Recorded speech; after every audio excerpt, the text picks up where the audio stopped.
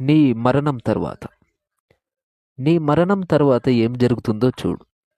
అంత్యక్రియలకు వెళ్ళిన వారు ఇంటికి తిరిగి వస్తారు. కొద్ది గంటల్లో రోజులన్నీ పూర్తవుతాయి. బంధువులు వచ్చిన వారికి భోజనాలు చౌకగా ఎక్కడ దొరుకుతాయో అని ఆరా తీస్తుంటారు. పక్కింటి నీ ప్రాణ స్నేహితుడు పాడెగట్టడానికి ఉపయోగించిన చెత్త తన ఇంటి ముందు చేశారని విసుక్కుంటాడు. మూడో రోజున ఢిల్లీలో ఉండే నీ చిన్న కొడుకు సెలవు లేదు, వెళ్ళాలని తొందరపడుతుంటాడు. అతను వెళ్ళేలోగా దినం ఖర్చులు తెలిస్తే బాగుండునని పెద్ద కోడలు భర్తను పోరు పెడుతుంది.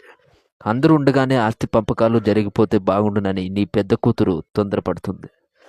నీ కారు తనకు ఇస్తే బాగుండునని నీ చిన్న కూతురు ఆతృతగా నీ భార్యను అడుగుతూ ఉంటుంది. నీవు పోయిన సంగతి తెలియక నీ సెల్ ఫోన్కు వచ్చే కాల్స్ని నీ పిల్లలు విసుక్కుంటూ ఆన్సర్ చేస్తుంటారు.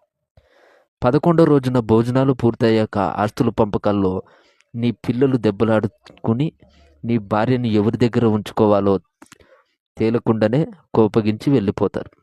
నీ పెంపుడు కుక్క నీవు కనపడక తిండి మాని బక్క చిక్కిపోతుంది. మెల్లమెల్లగా నీ మరణం పాతపడుతుంది.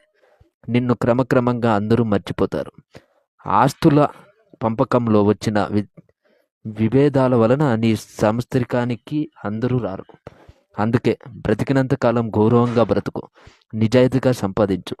సంపాదన కోసం అడ్డదారులు తొక్కి నీవు చెడ్డ పేరు తెచ్చుకొని సంపాదించి ఇచ్చిన చివరకు జరిగేది ఇదే.